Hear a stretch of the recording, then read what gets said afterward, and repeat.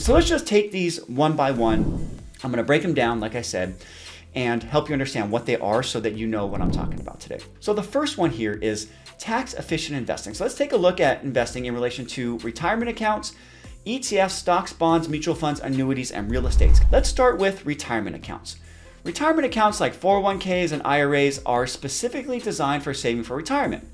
They offer tax advantages, which can help you save more money over time. These are very powerful accounts, so I do not want to turn you away from them.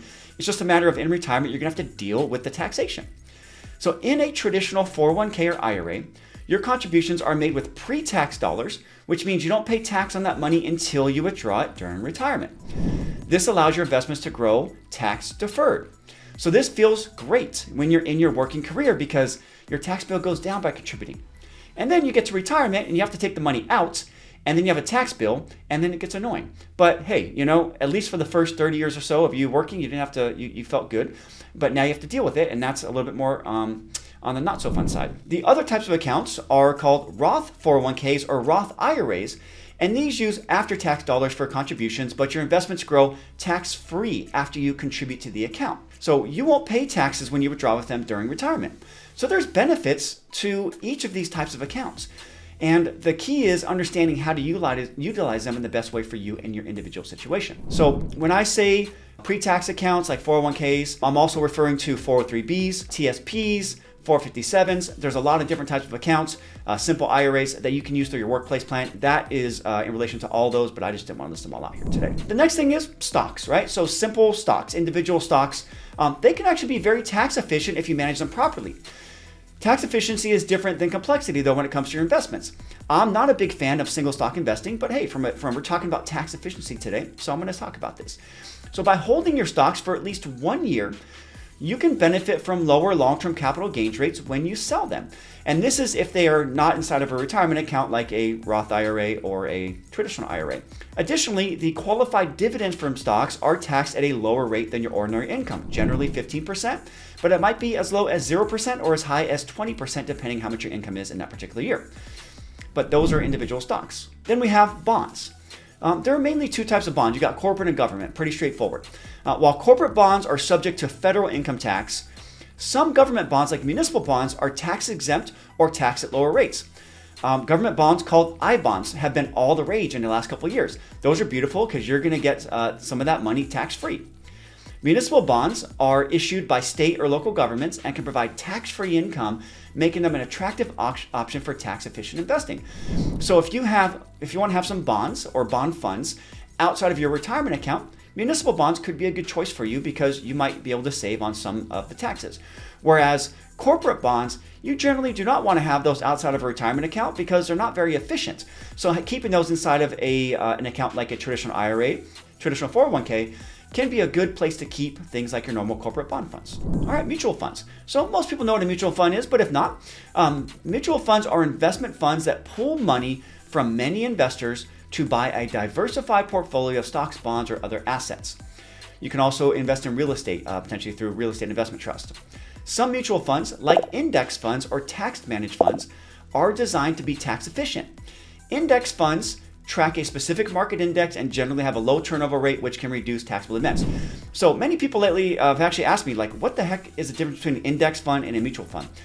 Like it says here, an index fund is just a mutual fund that tracks an index. So for example, the S&P 500 is an index. So you can get an index fund that has S&P 500. Does that mean that's all you need is one fund? No, you're going to be leaving out, I think, 12 or 13,000 other companies potentially. I think maybe 11,000 other companies if you only invest in the S&P 500. So you want to make sure you have more than just one index, but index funds are a great way to invest because they're very low cost. Tax managed funds aim to manage the taxes by using strategies like avoiding short-term capital gains or investing in tax-exempt bonds.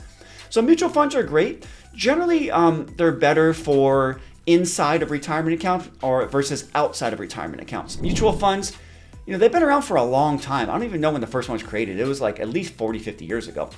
But mutual funds, some of them are actively managed as well, where you can have funds. There's like the Magellan Fund from Fidelity, and there's a few other ones that have done quite well over time. And so mutual funds can be actively managed as well. But what we found and what the data tells us is that over long periods of times, pretty much 90% of mutual funds are not going to outperform the index. So you could do a lot worse than just holding some index funds and calling it a day. It makes your life very simple. But if you're somebody who doesn't want to just take the passive returns of an index fund, there are many actively managed mutual funds, and you want to make sure you're considering things like their prior track record, also the cost of the fund, and you want to look at something that how long that fund's been around. Because there are some gotchas with mutual funds where funds absorb other funds that underperform. And so you really want to be careful with that. So this is where if you get an index fund, it makes things very simple. And it's one easy way for you to start investing on your own. All right, exchange traded funds. These are like the upgraded version of a mutual fund, essentially. So very similar. These are investment funds that hold a collection of stocks, bonds, or other assets and are traded on a stock exchange like individual stocks, okay?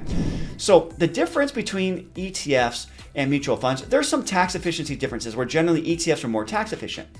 But another big one is how they're traded, where mutual funds generally trade and settle at the end of the day, where ETFs you can trade throughout the day like you could trade a stock. So again, these are pluses and minuses to both, but if you're a long-term investor and you want to have lower costs, generally, not always, but generally you're going to find lower costs in an ETF version of a fund versus a mutual fund version of a fund. So ETFs can be more tax efficient than mutual funds because they usually have lower turnover rates as well. So what that means is the investments within the fund aren't bought and sold as frequently, which can result in fewer taxable events. Additionally, the structure of ETFs allows them to minimize capital gains when assets are bought and sold within the fund. So Vanguard has some ETFs that have, or I think they had, a patented trading process where they were keeping taxes very, very low. I don't know if that expired yet, but I remember a few years ago when I was looking at that, it was going to be expiring. But it was a patented trading process that kept expenses very low.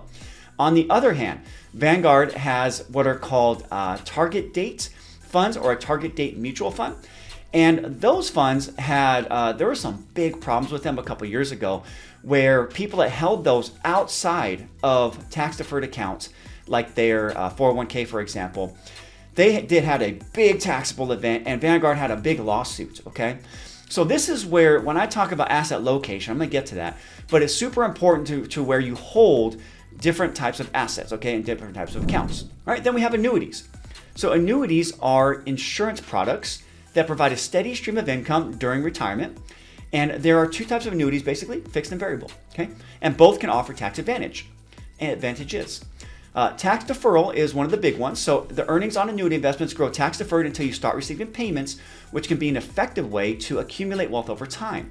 When you withdraw from the funds from your annuity, the earnings are taxed as ordinary income, so that's a downside. There's something called an exclusion ratio. So for non-qualified annuities, those purchased with after-tax dollars, that would be outside of a retirement account, a portion of each annuity payment is considered a return of principal and is not subject to taxes.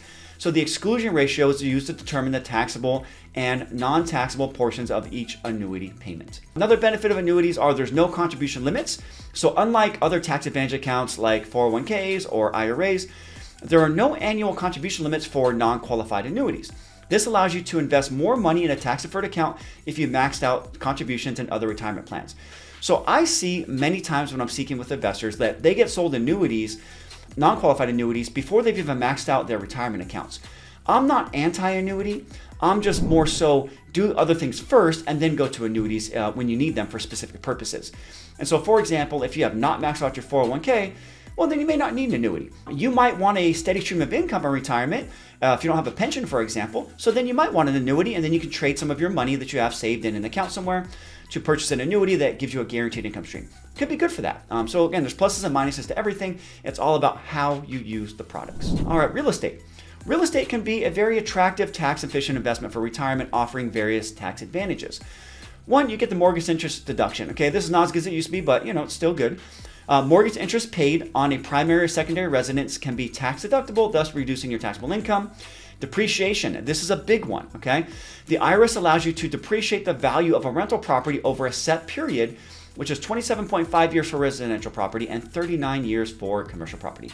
This annual depreciation expense can offset rental income and reduce your taxable income. Very, very powerful over time. 1031 exchanges.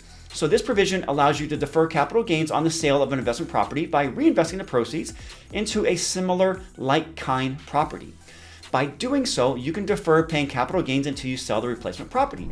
So potentially, if you are a a real estate investor and you have rental properties, you can sell one rental property that's gone up in value and then do a 1031 exchange and purchase another property and technically not pay taxes. There's a potential to not pay taxes ever on some of these properties, for your whole life. This is the power of real estate.